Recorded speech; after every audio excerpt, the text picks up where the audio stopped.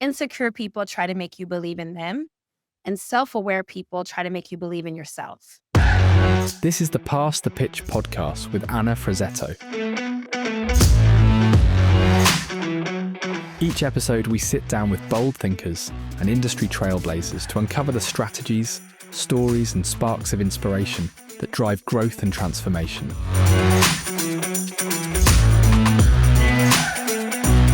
Let's get started. Oh my goodness, I am dancing in my seat right now because I get to spend a little bit of time with Kendra Cato. She is a dear friend, co-author, and just a powerhouse. Kendra, welcome to Pass the Pitch podcast. Thank you so much for having me, Anna. I am so excited to be here and just to get to spend some time with you in the middle of my day. Thank you. I wanted to share with the audience that in your LinkedIn, you talk about being a strategic leader and service professional with nearly 20 years of experience in sales, marketing, research, and executive level client management. And you have seen it all. I love that because I think we could have a separate podcast just on what we've seen over the last 20 years in this industry. We definitely could. So you talk about your mission is now to empower rising stars in corporate industries by building supportive communities and helping others find the courage to stand in their purpose. And what a wonderful message. So I'm hoping that we get to talk and explore more about that. Please. I love that. Absolutely. All right. So Kendra, why don't we get started? Leadership. One of my favorite subjects, obviously, and I know that you and I, we've had a chance to talk about this so often, especially with the lady leaders. Valuable lessons learned along the way. So what's the most unexpected leadership lesson you've learned, and how has it shaped the way you guide your team or organization today? I was sitting at a Jay Shetty. I don't know if if you know him, if you haven't, I find him fascinating. I was sitting at one of his shows. A friend had invited me. I didn't even know what I was walking into. I frankly hadn't heard of him at that point. And one of the things he said stuck with me for life. And it was that insecure people try to make you believe in them, and self-aware people try to make you believe in yourself. And that really resonated with me on a personal and professional level. You think about those friendships where you walk away, you feel like your cup's full. It's not just that you had a great time or maybe shared a bottle of wine. It's because you leave feeling more you. You leave feeling full. That fullness comes from feeling like you're more you. And so when I look at applying that to my leadership style, I really try to encourage people to believe in themselves by being vulnerable myself. So I've learned that when I'm willing to admit my mistakes, I'm asking for help, I'm just showing the team that I'm human, it creates a safe space for them to do the same. And people talk about vulnerability in leadership. They usually bring it back to trust and to deeper connection, which if you've heard me ever speak, you know how important that is to me. But it also encourages more innovation, Anna. It's like when people feel safe to take risks and admit their mistakes, they're going to be more likely to come up with cooler, more creative ideas, right? And it also leads to more like problem solving, better problem solving. Because when you're willing to ask for help, when your team sees you're willing to ask for help, then it gives them the strength to tap into their own collective wisdom and to find better solutions as a team. So I think that through vulnerability, you can really just empower your team to innovate, and you can empower them to problem solve, which are huge confidence builders, and it helps them really believe in themselves. Right. So Kendra, I want to unpack this a little bit because I think, Yeah. my goodness, you said it beautifully. And I love that quote. And it's going to be, I think I'm going to use it going forward, that insecure people get you to believe in them versus self-aware people get you to believe in yourself. That's so powerful because a lot of times insecure people, because of their insecurities, they try to drag you into their hole. Yeah. Right. And then it becomes this negative spiral that takes place as opposed to wanting you to rise, right? And lifting you up. I worked for a CEO once that talked about, surround yourself with tens. Because if you surround yourselves with, sevens and sixes, what's going to happen is it's just going to bring everything down to that 7 and 6 level. So you might be an 8, but surround yourself with a 10 because, Mm, like that, you're going to get elevated to a 10. it's so true. It's so true. We are the some of the folks we spend the most time with. I know. I love this. This is definitely thought provoking. Kendra, let's talk a little bit about adaptability in business, and maybe that kind of feeds in nicely with the leadership question that we just talked about. But what's one time you or your team had to pivot quickly, and what made that shift either successful or not successful? And what was your advice for thriving in an unpredictable, situation? Let's see. We started Women of Color in Staffing 14 months ago, give or take a little bit. And I probably have 14 different stories on how we pivoted. Thankfully, I personally strongly believe in the power of the pivot. Again, professionally and personally, right? If you look up and things aren't where you want them to be or where you need them to be, there's such a strength in recognizing that, owning it, and pivoting. And so that's a lesson in itself, just being able to have the courage, having the courage and the confidence to embrace those moments. Um, but when I think about what we've been building with women of color in staffing, it's like there are some pieces that just will make or break you, right? And one of them is obviously clear communication, and that's no surprise. We constantly, our board is constantly having to be transparent with each other. Sometimes, I mean, it's a volunteer organization, right? So sometimes, it's just being as transparent as, "Hey, I just accepted this new role and I'm drowning a bit. So I really could use your support." That's an uncomfortable thing to say because I'm so passionate about the mission. But, being transparent for those few weeks really gave an opportunity for the rest of the team to step up and to figure out other ways they could help. They're already amazing. You know what I mean? They're already amazing. But other ways they could support. So that clear communication, I think, is really, really important for a successful pivot. And then flexible, like being flexible, being adaptable, obviously.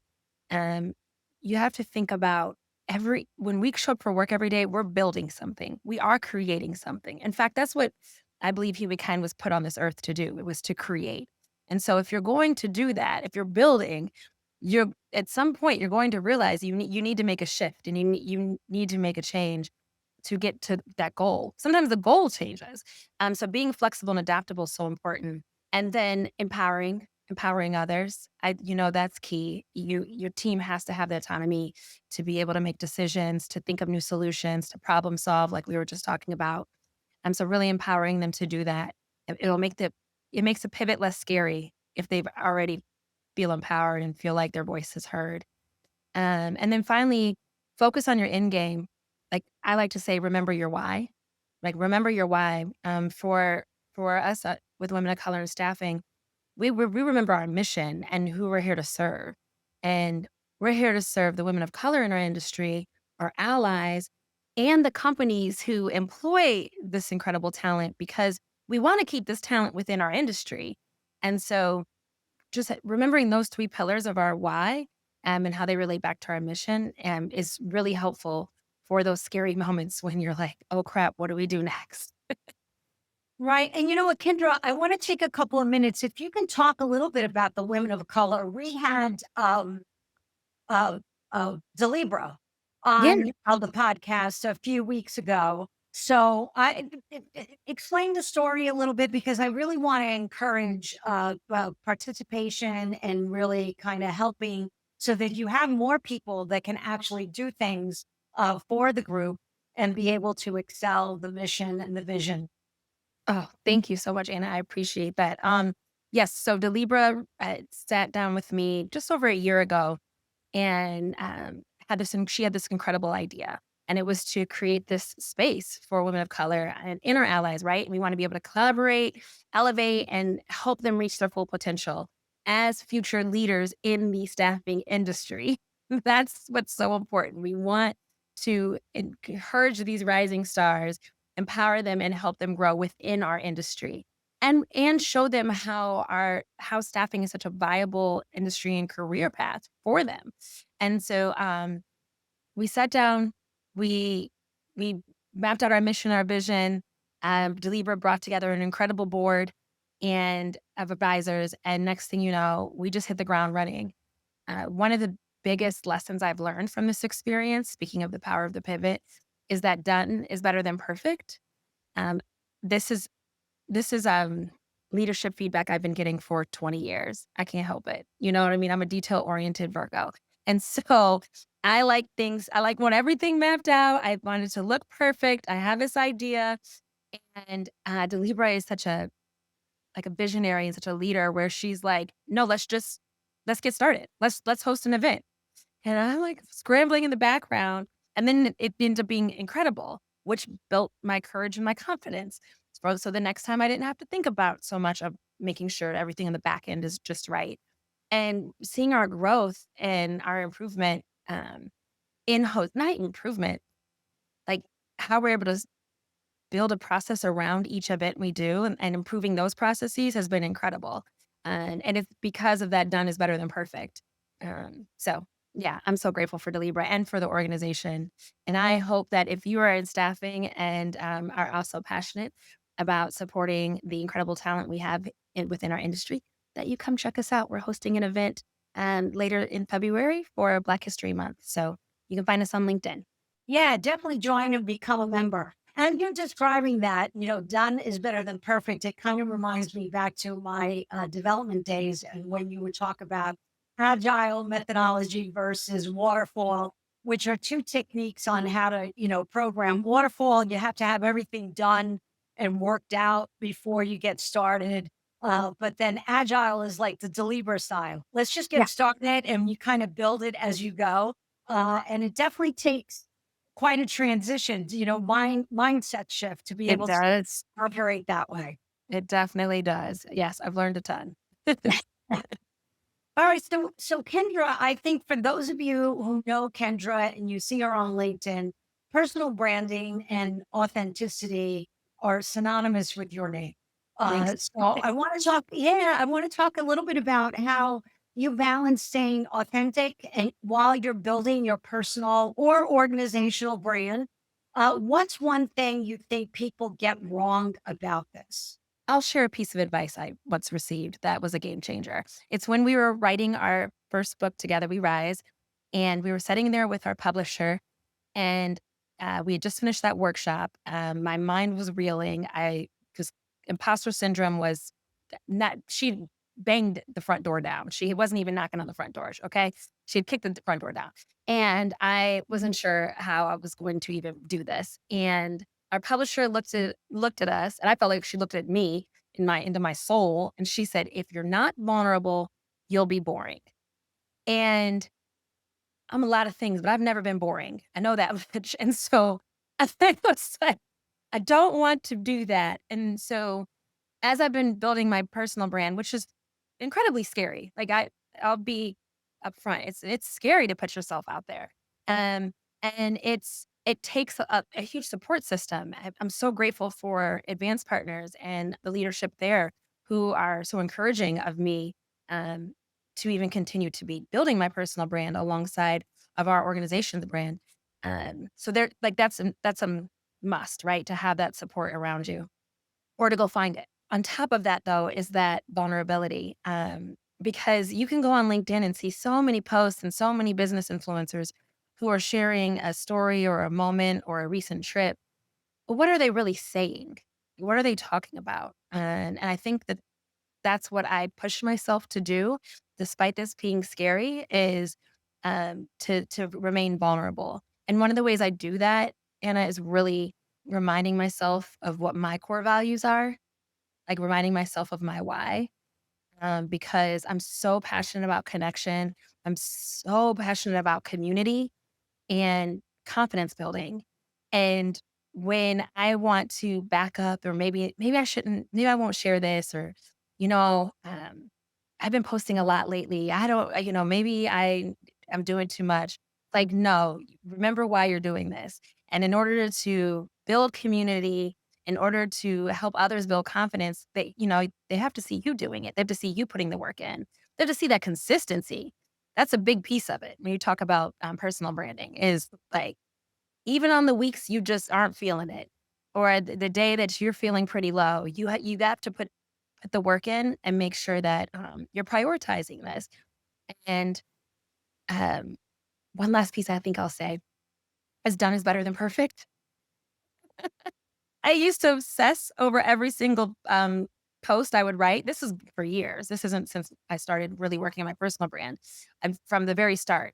I would really, look at it, write it, look at it again the next day. I see my mentees doing this now where they'll send me a draft, we'll make a couple quick changes, and then they're still sitting on it a week later. And they're like, I don't know. It's like, no, just put it out there into the ether.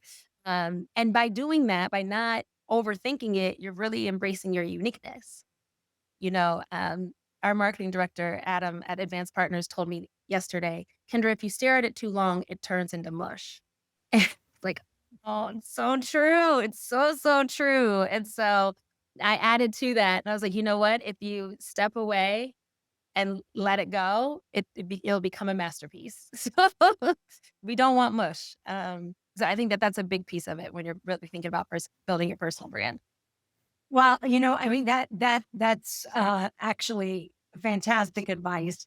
I agree. Oh, so let's back up a little bit. You talk about, vulnerability and how important that is. But if you think about it, I think the reason why so many people struggle with being vulnerable on LinkedIn or any kind of professional platform is because often we've had a culture, a history of the mentality that you can't be vulnerable at work, right? Because that's a sign of weakness or it's a sign of insecurity or uncomfortableness. So therefore you need to kind of, have that shield up and not show if you're concerned about a product being able to launch or not, or if you have the right team in place or whatever the case might be, which is so, so wrong.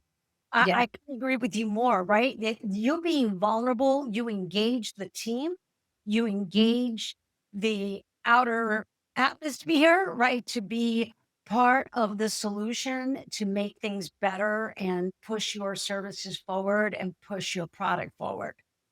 Yeah, I could not agree more. It's so true. And I understand that it is a transition and it's a shift for so many. Vulnerability doesn't mean oversharing.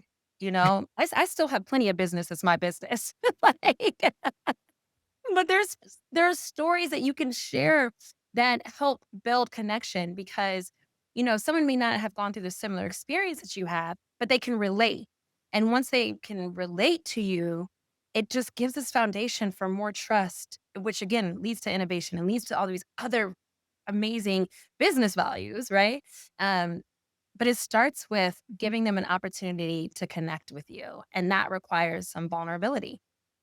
Exactly. And also, to the point of, waiting too long to, post something, it self doubt starts to creep in. And Yeah. then therefore you start second guessing every word, every sentence.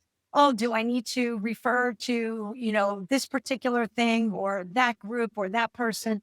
And you wind up losing the message. One mush. You wind up with mush. Yeah, you do. We forget your why, Yeah. right? Like, why Yeah. we're posting that in the first place. It's So, no, you know great. what? I'm so glad you said this because you start you looking at it too long, you start wanting to appeal to more folks or whatever it may be. By not showing up as your true self, you're completely missing out or causing others to miss out on the opportunity to really connect with you. Like you have an audience out there. Every single one of us does. And if you're not being you, your people can't find you.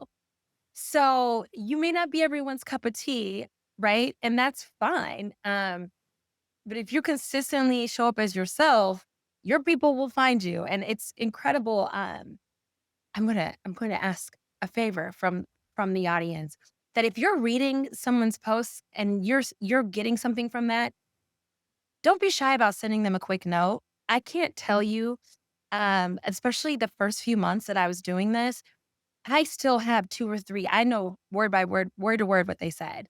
And I don't know them personally. You know what I mean? They just send me a quick note like, "Hey, I see what you're doing, and I know this can't be easy. Like, it needs to be said. Keep doing what you're doing. And that gave me like that held me on for like 2, 3 weeks.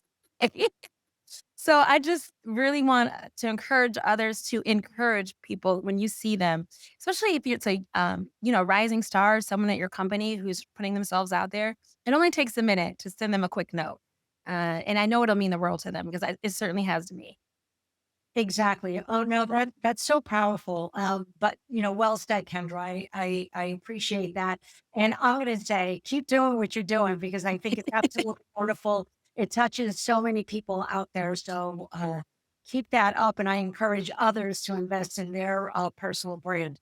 Let's Yeah. talk a little bit about customer experience and relationships. I know this is so important to you, right? So Mhm. yeah, what's your secret sauce for creating that unforgettable customer experience? And can you share a time when going above and beyond made all the difference? First and foremost, this is where that detail-oriented Virgo-ness comes in handy because it is in the details. There'll always be a few execs. I'm thinking of a CIO in particular who did a client event and did like a mini, like a little mini dinner cruise along in Fort Lauderdale, looking at the Right. beautiful homes, and it was a sunset. And, yes, I laid out this beautiful vibe or, the boat, the meal, the sunset. Here is this powerful CIO, and I catch him by himself at the end of the boat taking photos. And he said, "This is the best time for photography. It's the golden hour, Kendra. These are thank you so much. I've never caught this bay at this time on the water." And I thought, first of all, I would have never expected this, this like IT leader to care about the golden hour or be this interested in photography. So shame on me. One, two, it was a reminder to me of like creating the space and paying attention to detail so that that your clients and your customers can really I don't want to say relax, but they can be present. So sometimes may not be a relaxing conversation or situation, but they can be present because everything else is handled. That has always been what my top priority is for creating an incredible client experience. When I'm bringing them together, I want to make sure that they're only thinking about what our mission is in that moment.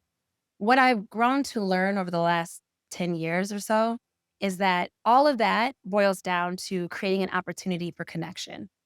It really does. So whether you're bringing customers to get, whether you're just meeting with a customer and you have your team coming in to have that conversation, you really want to give them an opportunity to connect with you. And so talking beyond the deal, the opportunity, the implementation, whatever is in front of you, thinking bigger and broader than that, and thinking about connecting with them as a person. And then if you're bringing several customers together, it's even more important. And that's where they get the most value. Sure, they may love you as a vendor and love you as their account manager, but they're really going to appreciate that time with their peers and that time to have those conversations. And so I've learned over the last so many years to just kind of lay the land, lay it out perfectly, and shut up and let them talk with each other. And you'll learn so much more that way, and they will too. And then they'll be more likely to take your call and say yes and RSVP for the next event. Right, right. That's beautifully said because if you think about it, they appreciate listening to what their peers are doing and what problems they have. And also, it kind of establishes this like safe space to talk about, issues or challenges that they might have. And then they're going to view you as the great conduit that made this happen. So, therefore, you become part of that trusted circle, uh, Yep. which is incredible. There's nothing better. So true. So true. I want to be the conduit. I Yeah. see, you see the younger sales, not even younger, doesn't matter age. You see some sales reps or account managers, they're so excited to get that time with a few of their customers that they're like, "I'm gonna tell you everything we've got going on, and this and this and that and that." And you it's you're wasting the opportunity. Really spend your flight thinking about some thought-provoking questions you can ask them to get them talking with each other. They'll forget you're there. If you're doing it right, they'll kind of forget you're there. Right. So true. I spend so much time at AFM Strategic Partners doing that, educating salespeople, especially salespeople that might be newer into selling staffing services or uh, software services that they might be new to the game, so to speak. And I always use this expression like show up and throw up, right? Like they get so excited that they have Mhm. meaning that they become like it's flowing, flowing, flowing, and then when you ask them it's a half-an-hour meeting, they talk for 25 minutes. Yep. You know what the client's pain points are? No. No idea. No, I I talk for 25 I minutes. don't even know why the client took the call because I was so excited they did. Yep. Exactly, Yep. exactly. Oh my goodness, Kendra, I can't believe we're almost out of time here, but I do want to have a little bit of fun. So not to put you on the spot, but I have a couple of off the cuff questions here that are going to be fun and get the audience to know a little bit more about you. Okay. So let's start with what's one small habit or routine that keeps you grounded during a chaotic work week? Oh, okay. I have this one. You made me nervous there with the off the cuff. I keep a glimmer journal, and you fellas can call it whatever you want, but this I call it a glimmer journal. And the reason being is if I have a moment, when I have a moment where I feel most like myself, it could be like the most hysterical laugh. It could be, having an impromptu glass of bubbly after a successful conference with a dear friend. It could be so many things, but what like those memories, those flashes, I write it down, and I keep a journal on my phone. Actually, there are a bunch of really cool apps for this. Everyone, so I use Day One, and I love it because on that day like, it'll show you every entry you've had on it says, "On this day," from however many years if you've entered on that day, and so, I can't tell you the number of times I've been doing this journal since 2018, and the number of times where I've been having kind of a tough day. I don't know, just a crappy day, and I'll look on that before bed. I always look at it at the end of the day, and I'll have inputted these glimmer moments, and I'll read that and just remember that, and I'll share that laugh again. Like, sometimes I'll screenshot a hilarious text exchange I've had, and then I'll send that to that person that night. Like, "Remember this?" And it's just so powerful, and it really helps me stay grounded and remember who I really am, and frankly, take my power back because sometimes, I mean, we're operating in a tough industry, in a tough environment, so it's important to keep that power and know who you are and not let yourself get distracted by what's going on around you. Oh my God, I love that. Mm.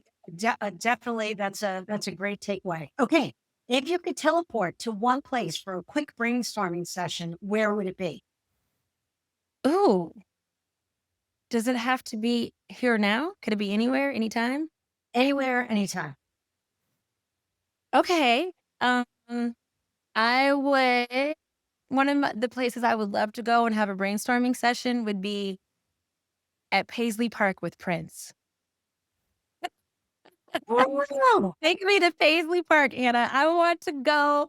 I want Prince sitting around the table. I want to share whatever vision it is for this brainstorm, why we're here, and just tap into his creative energy. I don't know, like the Paisley Park itself, like the sensory overload of it all.